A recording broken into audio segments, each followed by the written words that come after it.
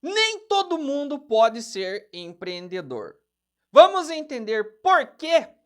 Seja bem-vindo ao canal Pobrismo. Meu nome é Júnior Correia. Não seja um pobre de espírito.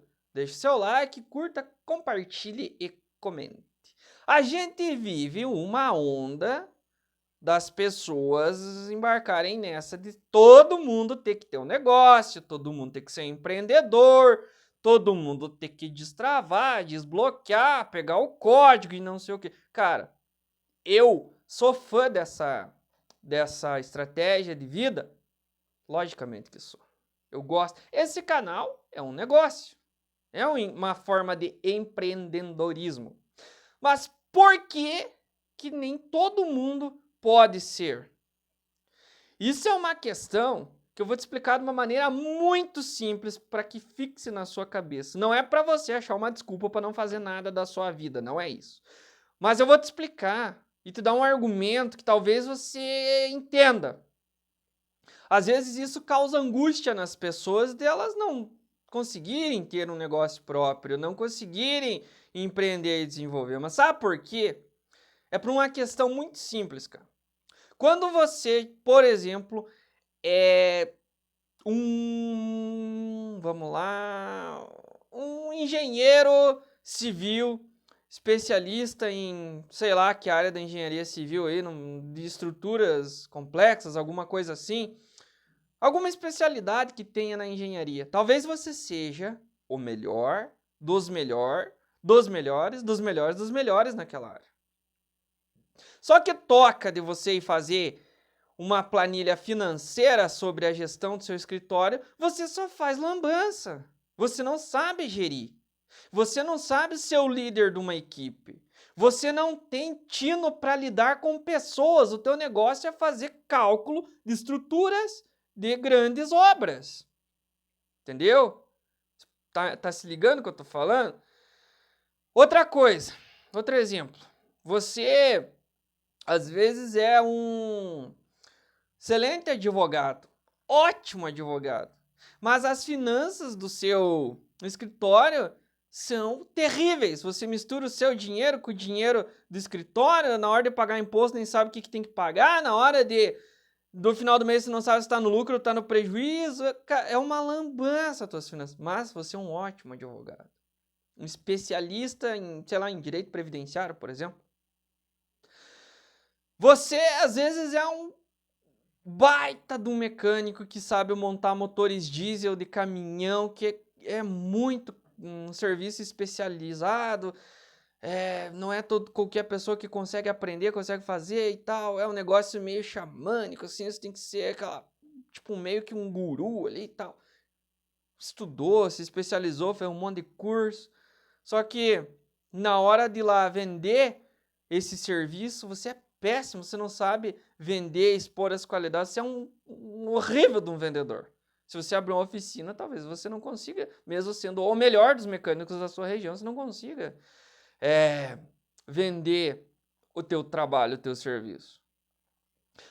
Tá, e daí então, quem que tem as características para ser um empreendedor? É uma coisa bem simples, tá? Se você for estudar a fundo esse assunto, a explicação que eu vou te dar vai ficar errada. Mas essa é uma explicação para que todo mundo consiga entender.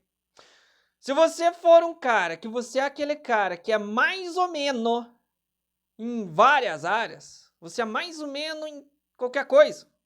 Você aprende um pouquinho disso, um pouquinho daquilo, mas você não se torna especialista. Às vezes você entende um pouco de vendas, mas você não é um ótimo vendedor. Você entende um pouco de lidar com pessoas, mas você não é um excelente gestor de RH. Você entende um pouco de finanças, mas você não é um ótimo contador, por exemplo. Você não é um ótimo administrador. Você não é um ótimo mecânico, não é um ótimo nada. Você é aquele cara assim que pega um meio autodidata, que você vai lendo, você vai entendendo. Ah, é mais ou menos assim que funciona e tal.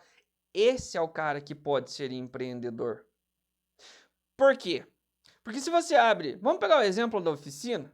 Você abre uma oficina grande ali, essa oficina e tal, oficina diesel, você não é o ótimo vendedor, mas quando chegar um cliente, você já vai lá, atende, dá aquelas boas-vindas e tal, e já chama o cara que é o vendedor para atender ele. Você já vai lá e conversa com o mecânico e tal, você já vai fazendo a gestão, conecta uma área com a outra, porque você entende um pouquinho de cada coisa. E só que esse pouquinho te faz capaz de gerenciar o todo, de ter uma visão global do seu negócio, das coisas que estão andando. Então é por isso que o empreendedor não necessariamente necessita ser um especialista de tudo que ele está gerindo. Só que se ele tiver essa capacidade de saber lidar com as pessoas minimamente, se ele minimamente entender de venda, se ele minimamente entender disso, daquilo e tal, de todas as áreas que a operação dele vai enfrentar, vai trabalhar, ele vai conseguir ser um empreendedor. Um exemplo é o canal. Eu não sei editar vídeos, mas uma pessoa pode saber. Então, eu faço a parte de gravar, de encontrar os assuntos, mais ou menos eu sei o que está rodando e tal. Aí eu vou lá, eu gravo o vídeo, eu penso no assunto, eu sou bom na comunicação e isso é a minha parte. Aí vai fazendo as outras pessoas, vai direcionando, as coisas vão acontecendo. É por isso que nem todo mundo que é um ótimo... Cara, não tem ninguém melhor que o cara que faz, sei lá, que conserta conserta uma pá de uma hélice, hélice não, né? De uma asa rotativa de um helicóptero. O pessoal chama de hélice, mas é uma asa rotativa. No Brasil, talvez existam 20, 30 pessoas, 50 pessoas que façam esse serviço. Só que essas 50 pessoas são empregadas. Por quê? Porque elas são especializadíssimas naquele trabalho que elas fazem. Talvez elas poderiam abrir uma oficina de fazer aquele conserto nas pastas? Poderiam, talvez elas poderiam. Mas talvez não tivessem sucesso porque elas não têm essas outras características que o empreendedor precisa ter, de ter essa visão macro, de direcionar, de conseguir olhar para o todo, de entender um pouquinho de cada área da empresa, de conseguir dar energia, o pique para as pessoas fazerem as coisas. É aí que mora a diferença dos empreendedores. Para o vídeo não se estender demais, reflita você. Talvez, se você quer muito empreender e você seja um exímio especialista em alguma coisa, uma saída para você seja fazer um baita de um produto digital e vender o teu conhecimento na internet. Um curso sério, honesto, onde você de fato ensine alguma coisa, pessoas que têm o valor agregado. Aí você pode faturar com o seu conhecimento, porque você não precisa de tanta estrutura para fazer um infoproduto. Então você consegue, com o seu conhecimento especializadíssimo, obter resultados maiores do que sendo apenas um empregado de alguém em alguma área. Só que daí aí é que tá. Nem tudo tá perdido. Se você é um excelente profissional em alguma área, quanto mais você se especializar, mais necessário para a organização você se torna, sua mão de obra, a sua hora se torna mais valiosa. E nem tudo é ruim. Por exemplo, dei o exemplo do engenheiro, para você, engenheiros especializadíssimos ganham altos salários. E às vezes você ganhar aí, sei lá, 30 mil por mês no Brasil é muito dinheiro. Dá para viver muito bem, dá para investir, dá para viajar, nossa, dá para ter uma vida plena, cara. Um advogado pode ter uma vida plena, mesmo trabalhando para um grande escritório, no regime de comissionamento. Você tem que, pelo menos, ter a capacidade de observar dentro da sua área profissional, trabalhando para os outros, qual que é a maneira que você vai conseguir obter os melhores resultados e valorizar o seu conhecimento. Só que agora, se você não conhece nada, não é especializado em nada, aí você está no mato sem cachorro. Aí você vai ter que parar, dar um stop e aí sim vem aquelas conversa maluca de desbloquear, de pegar código, de não sei o que, e ver aonde você consegue se destacar para melhorar o seu ticket, melhorar a sua hora. Porque no fim das contas, todo mundo tem um dia de 24 horas, algumas horas de algumas pessoas valem mais, outras valem menos.